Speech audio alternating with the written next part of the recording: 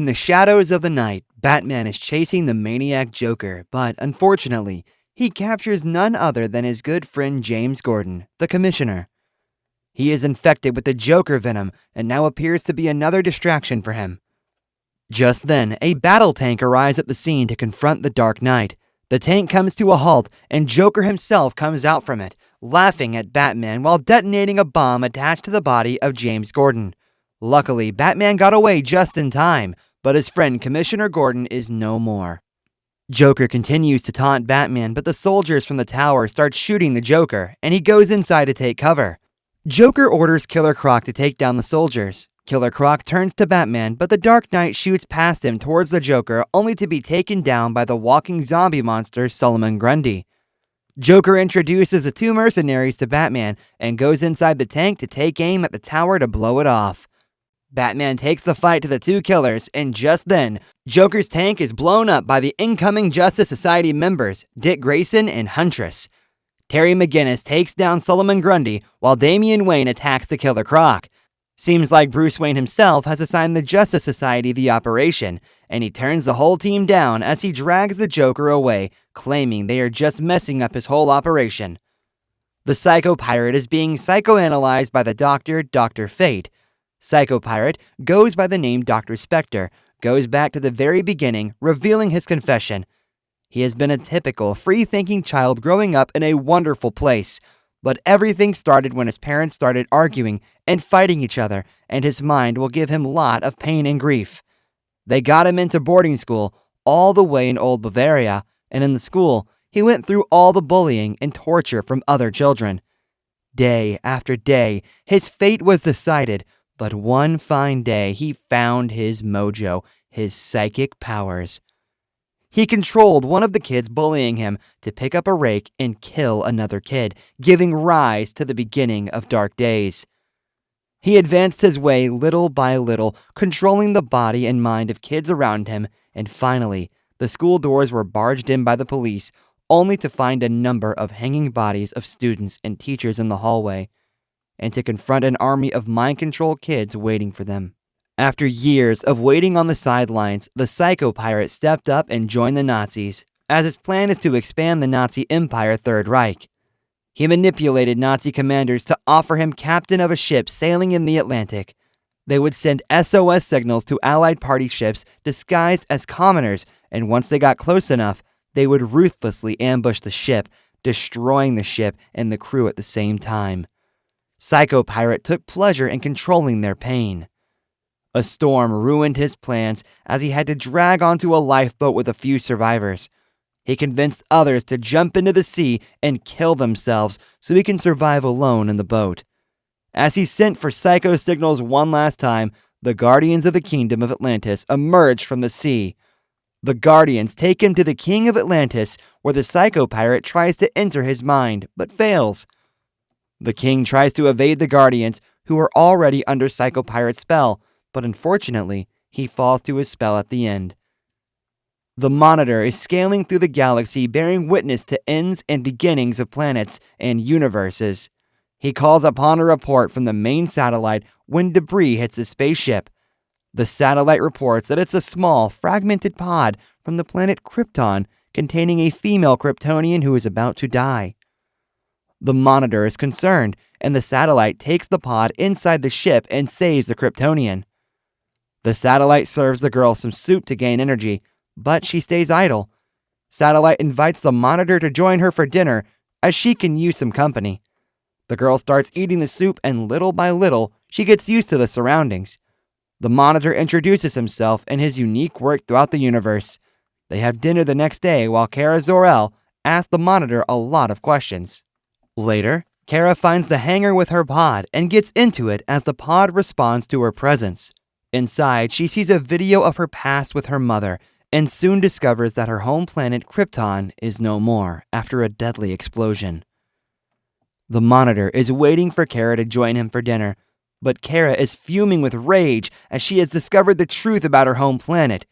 She is a mess learning she is the last surviving Kryptonian, but the Monitor tells her otherwise.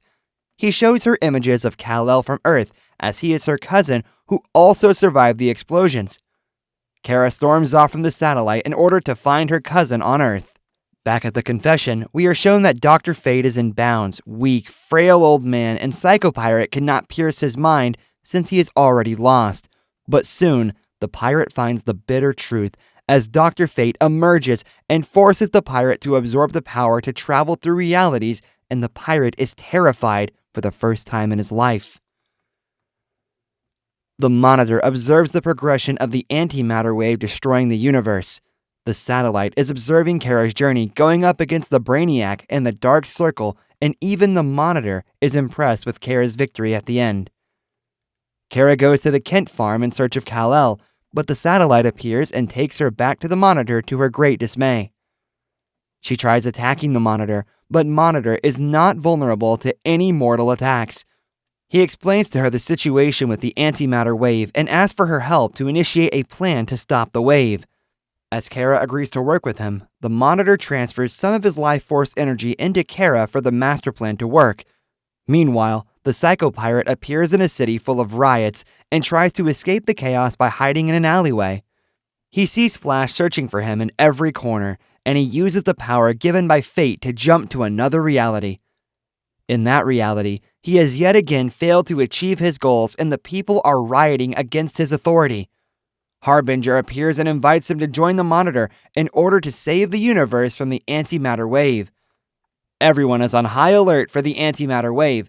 On Earth 18, Superman detects the incoming wave and sends the message for everyone else to charge the towers and prepare for the wave. Satellite checks on every Earth as the heroes on respective Earths charge up their individual towers, bracing for impact. Wonder Woman calls in her lover Superman to head back to safety. Kal-El on Earth 17 runs into some issues as the tower heats up due to lack of infrastructure. Monitor orders Kara to join Kal-El and correct the problems. Monitor transports her to Earth 17, and Kara joins Kal-El as she puts the fires out and they work together to charge up the tower. They brace for impact and successfully defend against the antimatter wave. Earth 17's Atomic Knights arrive to thank Kal-El and race away to repair the cooling towers. Kal-El speaks to Kara, and she expresses her anger regarding the loss of her home planet and everyone she knew afterwards. Monitor appears and calls them back to the satellite. Kamandi has been placed in primary Earth 17 to take care of the tower afterwards, and he begs Superman to rethink the strategies, since he is the last human on Earth 17 who had to fight till death to escape. However, they have sent Solovar, the genius gorilla, to assist him as well. Kamandi tries to fight him, but Solovar easily defeats him and teaches him to trust. Psycho Pirate is in excruciating pain as he is trying to spread calm, peace, and comfort to all realities and beings to ease out the chaos. He requests Monitor for life force energy to level up his task, and surprisingly, Monitor decides to trust him, knowing very well of his past. Psycho Pirate is amazed with the newfound incredible power. In the main control room of the satellite, Mr. Terrific summarizes the nature of antimatter wave attacks, and some even question the chance of this being an invasion of a higher celestial being. Monitor steps up and joins the discussions. The heroes cannot find a solution, but Mr. Terrific suggests transporting all the Earths to nether space, where dimensions do not exist. Monitor mentions that the energy requirement will be incalculable. Blue Beetle confronts Psycho Pirate on another section of the satellite. Psycho is not surprised at all, since he goes by various names in various realities. He succeeds in conquering Blue Beetle's mind with his improved powers from the Monitor, but just then, he disappears into thin air. Hawkman reports from Earth 19 and updates on the new and incoming brighter antimatter wave upon their realities. Vixen also reports from Earth 1 with the same information of a brighter antimatter wave. Monitor steps up and orders to power up all the towers immediately. They brace for impact, but the light wave passes without any effect, and Batman thinks it's a dud. Soon, Batman is facing a dark creature, sneaking behind him, trying to attack. Satellite Control Center gets numerous reports about these shadow demons in every reality, and they are not vulnerable to Batman's weapons at all. Superman, Arrow, and the Justice League gear up to face the many a number of demons. Meanwhile, the Psycho Pirate reappears at a separate place where he meets the Anti-Monitor, who is the exact opposite of Monitor. He convinces the psycho-pirate Charles to manipulate everyone else to witness his pain and create his own universe where he will be their god.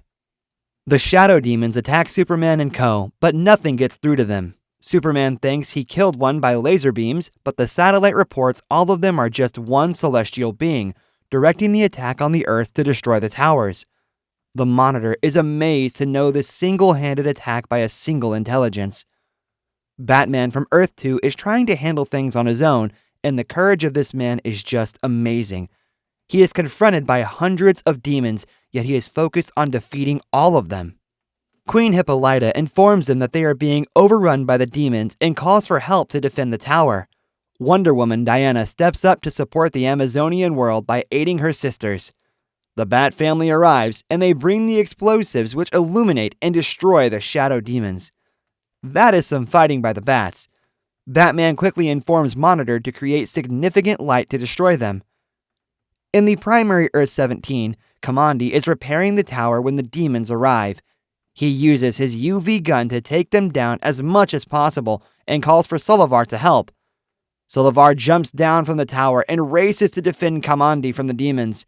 Kamandi gets bitten while fighting, and a demon gets him pinned down on the ground. Solovar gets stabbed by a demon while trying to cover for Kamandi, but he puts his gun on high velocity mode and blasts away all the shadow demons along with the explosion. Kamandi holds Solovar in his arms as he tears up, losing his only friend on Earth-17. Wonder Woman fights against the demons, and she receives the information from the satellite. She takes out her lasso of truth and wields it against the shadow demons and destroys them with its power. She is approached by Hippolyta and her subordinates. Wonder Woman explains her what happened to her own people, and they thank her for her service. They further discuss erecting a light tower to keep away the demons, and they decide to use the sword of Hemera for it. Inside the satellite, Supergirl Kara runs into Charles, the psycho pirate. Although it seems like an accident, Charles did it on purpose to get Kara cornered alone and mind control to plant an idea inside her head, which he eventually succeeds. He then goes to the edge of the satellite to transfer his propaganda to reality. Kara is called to action at Earth-1 alongside Kal-El and others, but she seems out of place. Somehow, she goes into battle to use heat vision on the demons, and at the end, she gets lost inside one of the demons, and suddenly, she wakes up in her room back in Krypton. Her mother greets her, along with her friends Brainy and Dawnstar, who are not alive anymore. They all point the finger at Monitor, who just stood there watching their demise without doing anything. It's revealed that Charles is speaking to her and brainwashing her to make her understand that Monitor is the culprit after all, for everything she has lost up to now. It's actually the anti-Monitor who speaks to Kara through Charles. Back on Earth 2, the Bat successfully defeats a round of shadow demons with their explosives, and Batman directs a missile attack on them via the Batwing. But soon after, they divide into two groups and go at each other and start a brawl between them. Unfortunately, it's the same story in many realities, as the hero group starts up fights between them, hindering chances of defending against the real enemy. The Bat family fights, Green Lantern is fighting Dr. Light, and then John Constantine and even the Amazons are underprepared without their men. The Monitor confronts Charles, expelling fear and hate to the realities, and to make matters worse, the antimatter wave is coming for them once again. Somehow, Batman manages to activate the tower with his Batarang, and so does John Constantine with his magic. The Amazonian world is getting destroyed with the Wonder Woman, and the Monitor is dumbstruck at the sight of Earth's getting evaporated. Superman is still fighting friends, and only Green Lantern and John Constantine are battling the shadow demons as a team. Lantern overcharges his powers, and Constantine throws it into the demons to blow up. John Stewart turns into his human form, but he has done his job. The Bat family is still fighting as two teams and the shadow demons are circling them. They attack the demons from time to time, but it's going from bad to worse. Dick Grayson and McGinnis kicks Bruce together, and he lands where the demons are hiding. The shadow demons attack Bruce Wayne, and that's when the whole family fight back as one to protect Bruce. Some family this is. The demons retreat back, but Bruce knows it's bad. He immediately orders all heroes to transfer to Earth-1, as the demons are going to attack it. At Earth 1, the shadow demons are gathering in large numbers. All the heroes are coming there as well, but the terrifying thing is, all the demons bind together to form the ultimate sentient demon form who controls it all. Superman uses his heat vision and calls for another round of light attack on the creature. They attack it with light, but the creature defends against it. Monitor is watching the creature take form and attack against the heroes on Earth 1. He is finally coming to terms with himself that he was at fault for not doing anything and not seeing the bigger picture. Time to meet his destiny as Kara, the Supergirl, stands at the other end with her venomous heat vision. The light attacks are working on the creature, but unfortunately, the creature adapts and starts growing a protective shell around itself to defend against the attacks. It's not even a simple shell, it's an armor. They just cannot catch a break at the moment. The Monitor has suffered a lethal attack by Supergirl, who was under manipulation by Charles. She is in tears for what she has done, but it's too late. At the end, the demon creature creates a life force energy bubble and aims at all the heroes, threatening them. Thank you for watching Second Look. Like, comment, share, and subscribe for more awesome videos. Have a nice day.